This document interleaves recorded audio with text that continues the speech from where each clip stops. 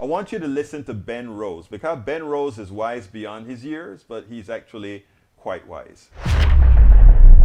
Look, when you have protests in the thousands in Moscow and St. Petersburg, where people know that coming out to protest is going to bring potential jail time, harassment upon them, that's an indication that the opposition is much broader than just those numbers. And Vladimir Putin has to know that. You've also not seen any demonstrations really in support of what Putin is doing.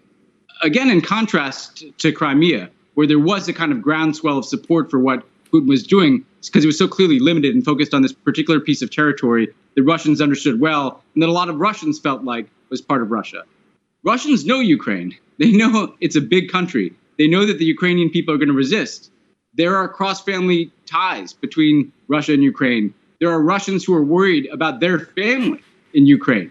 There are Russians who are actually worried about the ethnic Russians that Putin claims to be defending in Ukraine, but who are now in grave danger. And in addition to just the popular opinion he has to worry about, you saw him convene a meeting of the top oligarchs, basically convening the group of people who are going to have all of their assets targeted now by these sanctions, potentially their children's assets targeted, their property seized, the banks taking huge hits, Gazprom, the Russian oil company, its value falling by half. He convened those people to deliver the same message, that I had to do this. And let's face it, for all the propaganda in the world, there are things that people can see through. And it's just not persuasive, I think, that there is a Nazi regime in Kyiv led by a Jewish Ukrainian president. It's just not persuasive that Russia itself was threatened by Ukraine. Putin is the one who believes that. And so he can turn his propaganda machinery into high gear.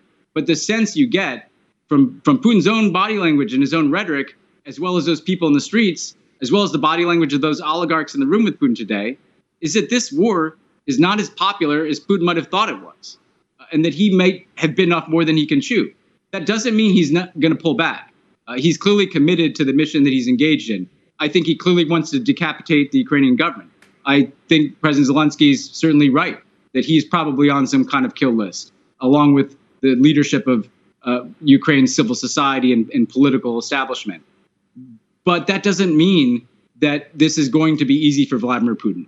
The Ukrainian people are clearly going to resist. If he doesn't want to occupy the country, then the Ukrainian people are not going to tolerate a vassal regime installed by Russia either. And so he has launched the most ambitious of his endeavors.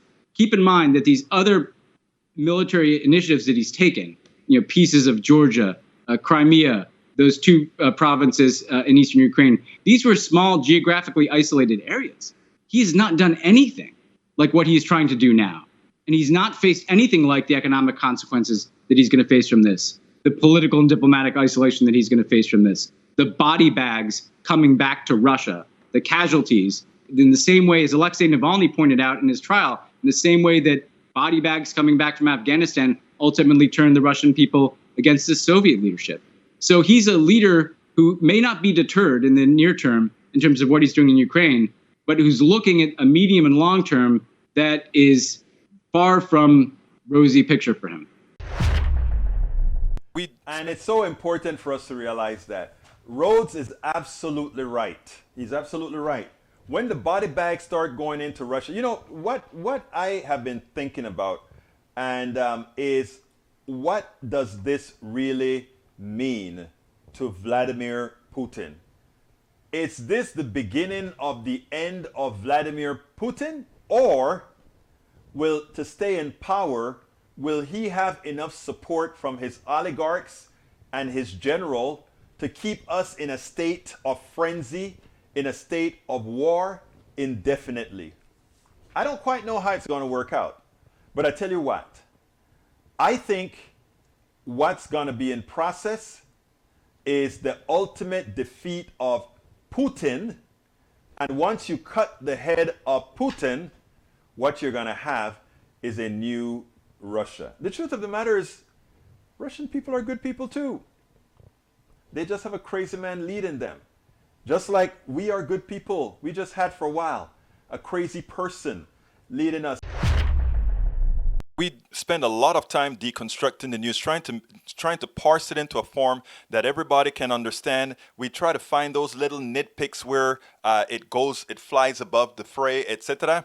If you really like these videos that we do, I want to ask a big favor. Please go ahead. Number one, subscribe to our channel, and number two, please join if you can. Thank you so kindly for watching. Keep watching. Please remember to share. We must populate the entire internet with our progressive message, a message that we know is what most Americans say that they want. So help us, please join.